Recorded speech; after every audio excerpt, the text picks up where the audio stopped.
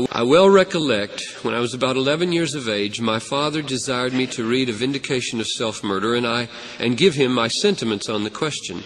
I did so and argued against it. My father heard my reasons and was silent, neither approving nor disapproving, from whence I inferred that he sided with the author against me. So that memory now, he's 32 years old, that was when he was 11, that memory comes back for the first time as he's facing this dreadful possibility of a public examination. So, in October of 1763, he buys the poison laudanum. He ponders escaping to France. He begins to hallucinate and see slander of himself in the newspaper, which isn't there. He's losing touch with reality.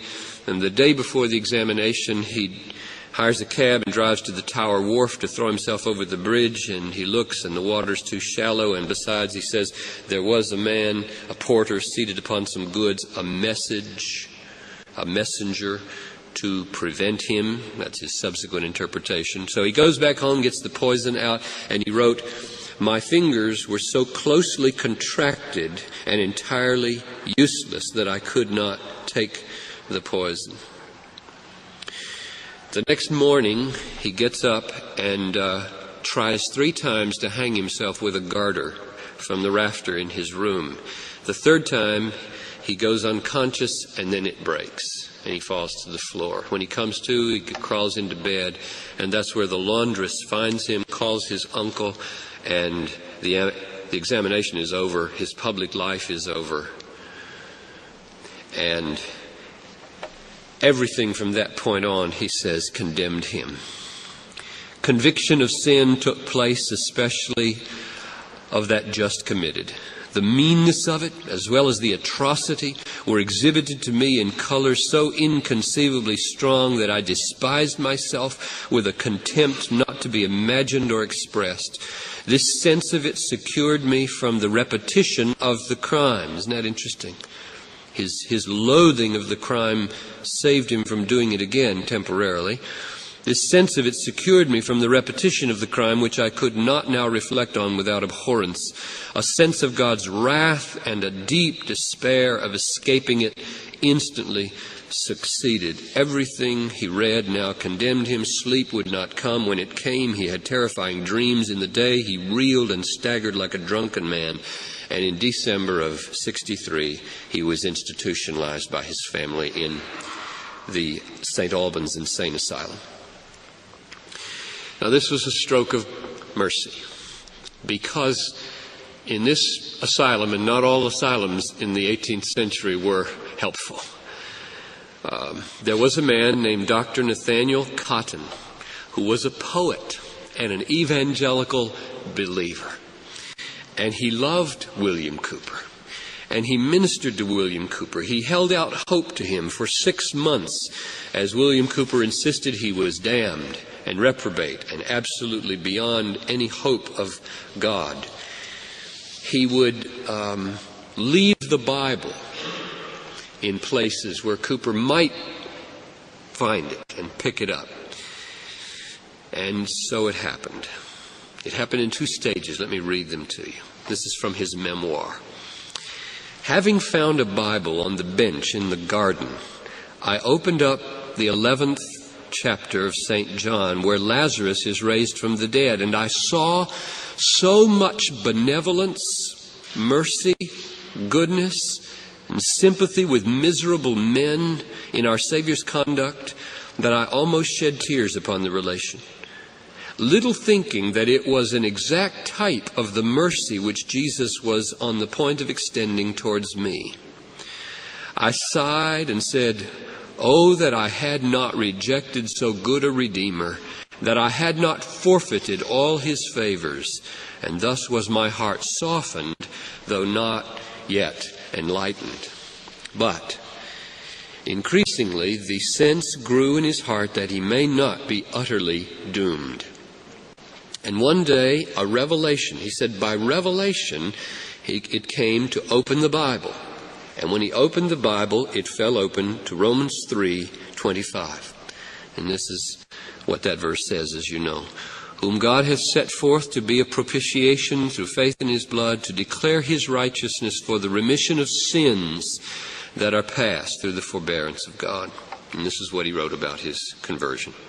Immediately I received the strength to believe it. So now note this. We'll come back to this at the end when we talk about what do you do and say to a person like this.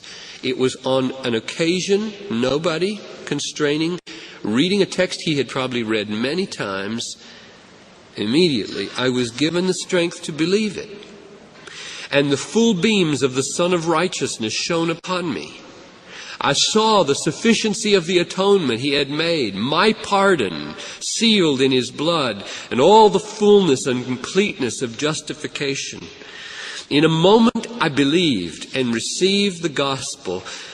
Whatever my friend Madden, I didn't tell you that part of the story just to shorten it down, but just to encourage you that when you share with somebody who's depressed and they say, I've heard all that before, no use talking to me, it's still not necessarily useless, because his friend Madden had come to him right between his suicide attempts and his institutionalization, had shared the gospel with him, had poured out his heart and love to him, and he had shut him down. And now, he says, whatever my friend Madden had said to me long before, revived in all its clearness, with demonstration of the Spirit and with power. Unless the almighty arm had been under me, I think I should have died with the gratitude and joy. My eyes filled with tears and my voice choked with transport.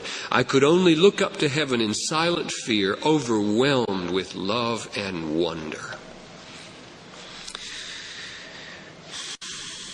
He had come to love Nathaniel Cotton very deeply, as you can imagine. And so he stayed 12 months, longer than he needed to, in the asylum, enjoying the fellowship of this poet and evangelical director of an insane asylum.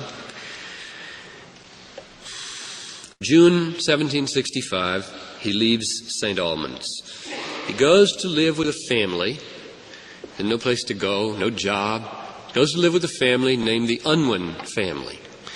And there's a husband, and there's a wife. She's 8 years older than he is, and there's a son younger than he is.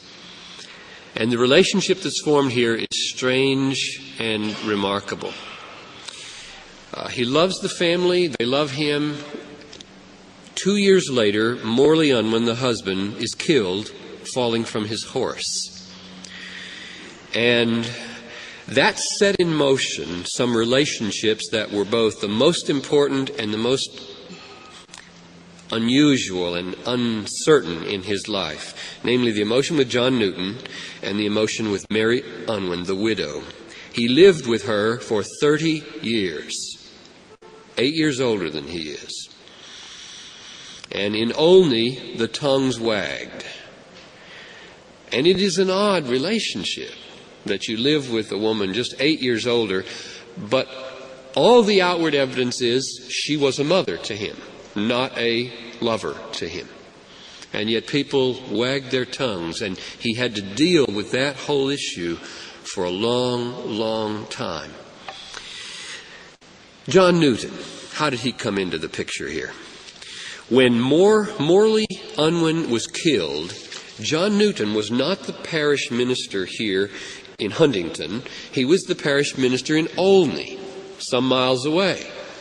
But now, given the kind of man John Newton was, he was told that there's a family in Huntington whose husband was just killed and whose father was just killed.